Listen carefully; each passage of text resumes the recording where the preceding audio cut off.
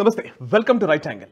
Congress party భారతదేశపు foreign policy fail అయిపోయింది అనే వాదనని ఇప్పుడు తెరపైకి తెచ్చింది. ఆపరేషన్ సింధూర్ తర్వాత అనేక రకాలుగా సరెండర్ అయిపోయారు మోదీ అనే వాదనని తెస్తూనే, అంటే ట్రంప్ చేసినటువంటి ప్రతిపాదనకి సరెండర్ అయిపోయారు, ట్రంప్ చెప్పగానే ఆపరేషన్ సింధూర్కి సీజ్ ఫైర్ ప్రకటించారు అనే వాదన నుంచి మొదలుకొని ఇప్పుడు G7 సమ్మిట్ కెనడాలో జరగబోతోంది. కెనడా నుంచి ఆహ్వానం అందలేదు కాబట్టి పూర్తిగా ఫారెన్ పాలసీలో భారత ప్రభుత్వం ఫెయిల్ అయిపోయింది అనే వాదనని కాంగ్రెస్ పార్టీ తెరపైకి తెచ్చింది. ఆ దిశగానే విమర్శలు చేస్తోంది. ఈ నేపథ్యంలో అసలు G7 సమ్మిట్కి భారత్కు ఆహ్వానం అందకపోవడాన్ని ఎలా చూడాలి, లేదా భారతదేశపు ఫారెన్ పాలసీ విదేశీ దౌత్య నీతికి సంబంధించినటువంటి ఫెయిల్యూర్గానే దీన్ని చూడాలా, ఇంకా ఇతరేతర కారణాలు ఉన్నాయా? అండ్ మరొక వైపు ఆపరేషన్ సింధూర్ విషయంలో మోదీ ట్రంప్కి సరెండర్ అయ్యారా, కాదని చెప్పడానికి ఇంకా అనేక వాదనలు ఉన్నాయా? మరొక వైపు ఈ 1-2 డేస్లోనే ఇంకొక వాదన కూడా తెరపైకి వచ్చింది. అదేంటంటే పూర్తిగా బ్యాంకింగ్ ఫ్రాడ్, నిజానికి డిజిటల్ పేమెంట్స్ వల్ల ఒక ఫ్రాడ్ జరుగుతోంది అనే వాదనను తీసుకొస్తున్నారు. తద్వారా యూపీఐ అనేదే ఒక ఫెయిల్యూర్ మోడల్ అనేది చూపించే ఒక ప్రయత్నం కూడా చేస్తోంది కాంగ్రెస్ పార్టీ. ఈ 3 అంశాలకు సంబంధించి కొంత డీటెయిల్డ్ అనాలిసిస్ మేము ముందుంచే ప్రయత్నం చేస్తాను. అండ్ ఈ వీడియోను పూర్తిగా చూడండి. అండ్ ఫ్లూ మొదలుకొని ఇప్పుడు అసలే సీజనల్ వ్యాధులు ఎక్కువగా విజృంభిస్తున్న టైం కాబట్టి, సో ఫ్లూ దగ్గర నుంచి ఆల్మోస్ట్ క్యాన్సర్ వరకు అనేక వ్యాధులకి చికిత్సా పద్ధతుల్ని లేదా పరిష్కార మార్గాల్ని ఓజస్కా ఉత్పత్తుల ద్వారా పొందే అవకాశం ఉంది. www.ojaska.com వెబ్సైట్లోకి వెళ్ళి ఆ వివరాలు చూడవచ్చు. అండ్ ఈ వీడియో డిస్క్రిప్షన్లోని లింక్ ద్వారా కూడా మీరు ఆ వైద్య సహాయాన్ని పొందవచ్చు. ఇందాక నేను చెప్పినటువంటి టాపిక్లోకి వస్తాను. ఫస్ట్, G7 సమ్మిట్కి కెనడా ఎందుకు భారత్ని ఇన్వైట్ చేయలేదు అనేది ఒక కీలకమైన అంశం. దీని మీద జయరాం రమేష్, కాంగ్రెస్ సీనియర్ నాయకులు జయరాం రమేష్ ట్వీట్ చేశారు. ఆయన చేసిన ట్వీట్ ఏంటంటే, మన్మోహన్ సింగ్ గారు ప్రధానిగా ఉన్న సమయంలో G7 సమావేశాలకు తరచుగా అటెండ్ అయ్యేవారు. సో 2007లో జర్మనీలో జరిగినటువంటి G8 సమ్మిట్, అప్పుడు నిజంగా G8 ఉండేది, ఎందుకంటే రష్యా ఈ G7కి రష్యా కూడా ఉండేది కాబట్టి G8 గ్రూప్ ఆఫ్ 8 నేషన్స్ అన్నట్టుగా G8 సమ్మిట్ ఉండేది. అప్పుడు Manmohan Singh, Angela Merkel formula, climate change కి సంబంధించినటువంటి ఫార్ములా, అది చాలా పాపులర్ అయింది. సో 2007 G8 సమ్మిట్ లో చేసినటువంటి ప్రతిపాదనని ప్రపంచమంతా ఆకలింపు చేసుకుంది అనేది జయరాం రమేష్ చేసిన ట్వీట్. అలాంటిది, but now for the first time in 6 years Vishwaguru will not be in attendance at the Canada summit అని రాశారు. విశ్వగురు వెళ్ళట్లేదు అని. విశ్వగురు అంటే నరేంద్ర మోదీ గారు అంటున్నారా, లేదా భారత దేశాన్ని అంటున్నారా అనేది జయరాం రమేష్ గారు చెప్పాలి. నిజానికి విశ్వగురు అన్న పదం నిజానికి ఒక సంకల్పంతో కూడుకున్నది, ఒక లక్ష్యం దిశగా అడుగులు వేయడానికి ప్రేరేపించేటువంటి మాట. సో విశ్వగురు స్థానం వైపు భారత్ వెళ్ళాలి అని అంటే ఒక గొప్ప దేశంగా, అగ్రరాజ్యంగా మారాలన్న ఒక సంకల్పం, సగటు భారతీయుడికి ఉన్న సంకల్పం, అది లక్ష్యం. అది సో ఆ లక్ష్యాన్ని మీరు నిర్వీర్యం చేసే ప్రయత్నం చేస్తున్నారా అనేది జయరాం రమేష్ గారి ఆయన ఆత్మ పరిశీలన చేసుకోవాల్సిన అంశమే. బట్ ఎస్, కానీ మోదీ గారు ఈ కెనడా సమావేశానికి అటెండ్ కావట్లేదు అంటే ఇదొక పెద్ద డిప్లొమాటిక్ బంగల్, అంటే నిజానికి దౌత్య నీతిలో ఇదొక పెద్ద వైఫల్యమని ఆయన మాట్లాడుతున్న పరిస్థితి కనబడుతోంది. సో నిజానికి వైఫల్యమా అనేది చెక్ చేస్తే, ఎస్, వాజ్పేయి గారు 2003లో G8 సమ్మిట్ కి హాజరయ్యారు. ఆ తర్వాత 2004లో నిజానికి ఇన్వైట్ రాలేదు భారతదేశానికి. సో ఇప్పుడు వాజ్పేయి, మన్మోహన్ సింగ్, లేకపోతే ప్రధాని నరేంద్ర మోదీ అనేది పక్కన పెడితే భారతదేశానికి ఇన్విటేషన్ వచ్చిందా, లేదా భారతదేశము ఆ సమావేశంలో పాల్గొందా అనేది కీలకం.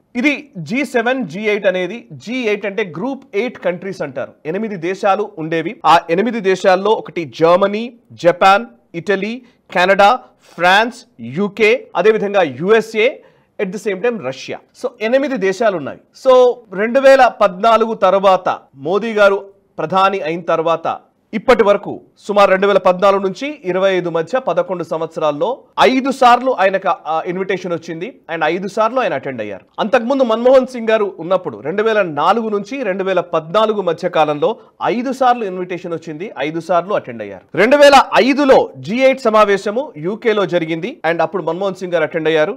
2006లో రష్యాలో జరిగింది, 2007లో జర్మనీలో జరిగింది, ఇందాక నేను చెప్పినట్టుగా 2008లో జపాన్లో జరిగింది, 2009లో ఇటలీలో నిర్వహించారు ఈ G8 సమ్మిట్. ఈ అన్ని సమావేశాలకి మన్మోహన్ సింగ్ గారు భారత ప్రధాని హోదాలో హాజరయ్యారు. నిజానికి G8 కంట్రీస్ కి భారతదేశం ఎందుకు అటెండ్ అవుతుంది అని అంటే, భారతదేశంని ఎప్పుడూ కూడా ఒక స్పెషల్ ఇన్వైటీగా మనల్ని పిలుస్తూ ఉంటారు, ఆహ్వానిస్తూ ఉంటారు. సో స్పెషల్ ఇన్వైటీగా మనం వెళ్ళడం జరుగుతూ ఉంటుంది. అయితే 2009 తర్వాత చూస్తే 2010, 2011, 12, 13, 14, 15, 16, 17, 18 ఈ సంవత్సరాల్లో అసలు భారతదేశానికి ఆహ్వానం అందలేదు. 2019లో తిరిగి ఫ్రాన్స్లో నిర్వహించినటువంటి G8 సమ్మిట్కి ఆహ్వానం అందింది. అండ్ 2020లో కోవిడ్ రావడం వల్ల అసలు G8 సమ్మిటే జరగని పరిస్థితి. 2021లో యూకేలో నిర్వహించినటువంటి సమ్మిట్కి వర్చువల్గా భారత ప్రధాని హాజరు కావడం జరిగింది. అంటే వర్చువల్ గా, ఎందుకంటే అప్పుడు కూడా కోవిడ్ ప్రభావం చాలా తీవ్రంగా ఉండడం వల్ల. అండ్ 2022లో జర్మనీలో జరిగినటువంటి G7 సమ్మిట్ కి మోదీ గారు హాజరయ్యారు. 2023లో జపాన్లో జరిగినటువంటి సమ్మిట్కి హాజరయ్యారు. 2024లో ఇటలీలో జరిగిన సమ్మిట్కి హాజరయ్యారు. 2025లో కెనడాలో జరిగిన సమ్మిట్కి కూడా హాజరయ్యారు. ఈ ఉక్రెయిన్ వార్ వచ్చిన తర్వాత రష్యాని పూర్తిగా దాని నుంచి తీసివేయడం జరిగింది. సో రష్యా G8 నుంచి బయటకు పోవడంతో G7 కంట్రీస్ మాత్రమే ఉన్నాయి. నిజానికి G7 సమ్మిట్కి వెళితేనే భారత దౌత్య విజయంగా భావించాలా అనే ప్రశ్న కూడా లేకపోలేదు. వాళ్ళు స్పెషల్ ఇన్వైటీగా పిలవడం అనేది వాళ్ళు ఆయా హోస్ట్ కంట్రీస్ మీద ఆధారపడి ఉంటుంది. నిజానికి ఇటలీలో జార్జియా మెలోనీ అధ్యక్షురాలు అయిన తర్వాత, జార్జియా మెలోనీ ప్రభుత్వం ఏర్పడిన తర్వాత ఇటలీ G7 సమ్మిట్ కి భారతదేశాన్ని ఆహ్వానించారు. అండ్ మోదీ గారు దానికి అటెండ్ అయ్యారు. విపరీతమైన రెడ్ కార్పెట్ వెల్కమ్ మనం చూసాం కూడా. అండ్ ఈవెన్ జర్మనీలో కూడా అట్లాంటి పరిస్థితి ఉండింది. అండ్ జపాన్లో కూడా రెడ్ కార్పెట్ వెల్కమ్ ఇచ్చారు. చాలా అద్భుతంగా ట్రీట్ చేశారు. బట్ స్పెషల్ ఇన్వైటీస్ ని కంపల్సరీగా పిలవాల్సిన అవసరం లేదు. అండ్ బ్రిక్స్ సమ్మిట్స్ జరుగుతూ ఉంటాయి. బ్రిక్స్ అనేది ఖచ్చితంగా భారతదేశం ఆ కూటమిలో భాగస్వామ్య దేశం కాబట్టి, ఆ కూటమిలో ఉన్నాం కాబట్టి మనల్ని ఇన్వైట్ చేయకపోతే అదొక పెద్ద సమస్యగా భావించాల్సి ఉంటుంది. కానీ అసలు కూటమిలోనే లేము, కానీ ఇన్వైట్ చేయలేదు అంటే మన దౌత్య వైఫల్యం అనే ఒక విషయంలో జయరాం రమేష్ మాట్లాడుతున్నారు. కానీ 2009 తర్వాత 2014 వరకు మన్మోహన్ సింగ్ గారి ప్రధానిగా ఉన్నప్పుడు ఆయనకు కూడా ఆహ్వానం అందలేదు. మరి దానికి కూడా ఆయన సమాధానం చెప్తారేమో తెలియదు. ఇక ఎందుకు వెళ్ళట్లేదు అనే విషయానికి సంబంధించి దానికి హోస్ట్ కంట్రీ మీద ఆధారపడి ఉంటుంది. కాబట్టి కెనడా ఆహ్వానించలేదా, లేక కెనడాకు రాము అన్న విషయాన్ని ముందే మనం తేల్చేసామా? వెనకాల ఉన్నటువంటి ఛానల్స్ ద్వారా, బ్యాక్ ఎండ్ ఛానల్స్ ద్వారా మనం ఆల్రెడీ ఆ ఇన్ఫర్మేషన్ ఇవ్వడం వల్లనే కెనడా పిలవలేదా అనే క్వశ్చన్ కూడా ఉంది. ఇంకొక వైపు నిజ్జర్ హత్య విషయంలో భారతదేశాన్ని దోషిగా చూపించే ప్రయత్నం కెనడా స్పష్టంగా చేస్తోంది. అండ్ గత కొన్ని సంవత్సరాలుగా ఖలిస్తానీ వేర్పాటువాదాన్ని అదే పనిగా ప్రేరేపిస్తూ వస్తోంది, ప్రోత్సహిస్తోంది కెనడా. దానిపైన భారతదేశం కూడా చాలా ఘాటుగానే వాళ్ళని మనము నిలదీసిన సందర్భాలు కూడా లేకపోలేదు. సో కెనడాకి అండ్ భారత్ కి మధ్య దౌత్య సంబంధాల విషయంలో కూడా ఒక రకమైనటువంటి ప్రతిష్టంభన నెలకొందన్న విషయం అనేక సందర్భాలు, అనేక సంఘటనలు రుజువు చేస్తూ ఉన్నాయి. అండ్ ఈ మధ్య కాలంలో చూస్తే ఖలిస్తానీ వేర్పాటువాదం విపరీతంగా కెనడాలో పెరుగుతున్న వాతావరణం కూడా ఉంది. దాన్ని ఎంకరేజ్ చేస్తున్న పరిస్థితులు ఉన్నాయి. ఇంకా చెప్పాలంటే మన భారత ప్రధానిగా ఉన్నటువంటి అప్పటి ఇందిరాగాంధీ గారి ట్యాబ్లోని ఆమె ఒక బొమ్మని పెట్టి వాళ్ళు ఖలిస్తానీ మూకలు కాల్చేస్తున్నట్టుగా ఉన్నటువంటి దాన్ని ఊరేగింపుగా చేసినటువంటి విజువల్స్ కూడా మనం చూసాం. దాన్ని నిజానికి భారత ప్రభుత్వం ఖండించింది. ఇందిరాగాంధీ అయినా ఇంకొకరైనా మధ్యలో మనకు ఏమైనా ప్రాబ్లమ్స్ ఉంటే ఈ దేశంలో ఉన్న విమర్శలు ప్రతి విమర్శలు ప్రతిపక్షాలకి అధికార పార్టీకి మధ్య ఉండవచ్చు కానీ, బట్ భారత ప్రధానిని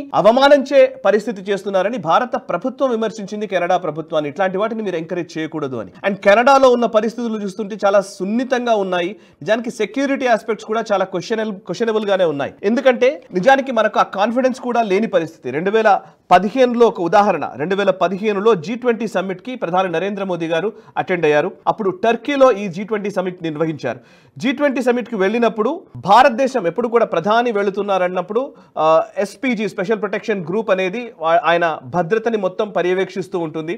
అండ్ ఆ దేశం ఏదైతే హోస్ట్ కంట్రీ ఉంటుందో ఆ దేశానికి సంబంధించినటువంటి సెక్యూరిటీ విభాగాలతో మన దేశపు భద్రతా విభాగాలు అండ్ నిఘా విభాగాలు కోఆర్డినేట్ చేసుకుని ప్రధాని పర్యటనని ఎప్పటికప్పుడు జాగ్రత్తగా నిర్వహిస్తూ ఉంటారు. సో అట్లాంటి టైంలో 2015లో టర్కీలో జరిగిన G20 సమ్మిట్ జరిగిన సందర్భంలో అంతకు ముందే ప్యారిస్ అటాక్స్ జరిగాయి, టెర్రరిస్ట్ అటాక్స్ జరిగాయి. సో ఆ నేపథ్యంలో మోదీ పైన థ్రెట్ ఉంది, ఆయనని చంపడానికి టెర్రరిస్టులు ప్రయత్నం చేసే అవకాశం ఉందన్న నిఘా వర్గాల సమాచారం మేరకు మొసాద్, ఇజ్రాయెల్ మొసాద్, అదేవిధంగా MI5 యూకేకి సంబంధించిన నిఘా సంస్థ MI5 అండ్ మొసాద్ రెండూ కూడా ఆయన భద్రతను పర్యవేక్షించాయి SPGతో కలిసి అని ఒక వార్తాంశం కూడా వచ్చింది. అండ్ మొన్నటికి మొన్న యుక్రెయిన్ పర్యటనలో ప్రధాని నరేంద్ర మోదీ ఉన్నప్పుడు యుక్రెయిన్ రష్యాకి సంబంధించి యుద్ధం జరుగుతున్న టైంలో మొదటి నుంచి రష్యాతో భారత్ స్నేహ సంబంధాలు నెరపింది కాబట్టి ఉక్రెయిన్ లో ఏదైనా దాడి జరిగే అవకాశం ఉంది ప్రధానిపై అనే ఒక చర్చ కూడా వచ్చింది. అప్పుడు నిజానికి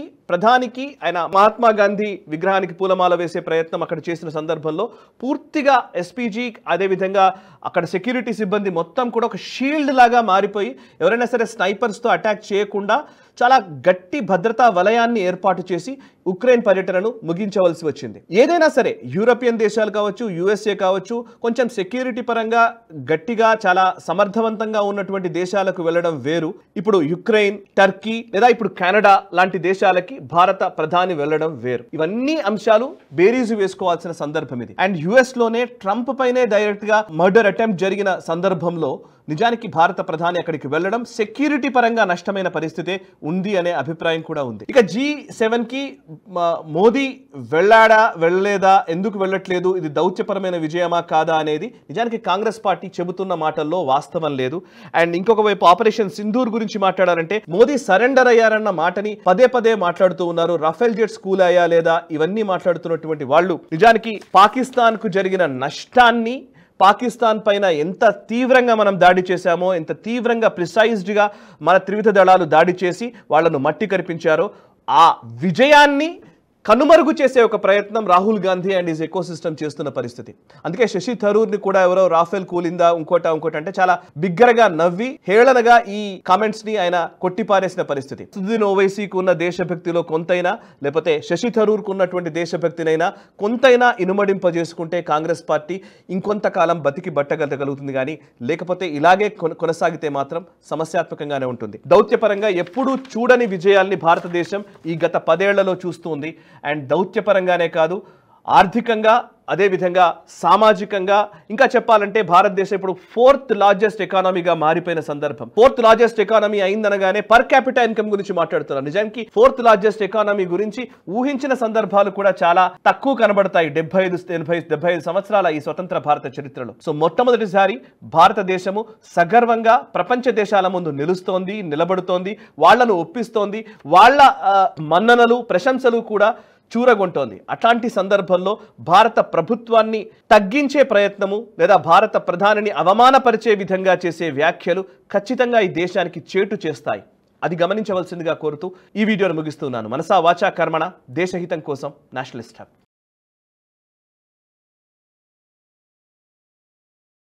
ఈ వీడియో మీకు నచ్చినట్టయితే లైక్ చేయండి, 10 మందికి షేర్ చేయండి. అలాగే కామెంట్ల రూపంలో మీ అభిప్రాయాలను మాతో పంచుకోండి. Nationalist hub group of channels ను సబ్స్క్రైబ్ చేసుకుని తెలుగునాట జాతీయవాద జర్నలిజాన్ని ప్రోత్సహించండి. ఈ వీడియో కింద ఉన్న బెల్ ఐకాన్ పై క్లిక్ చేయడం మర్చిపోవద్దు.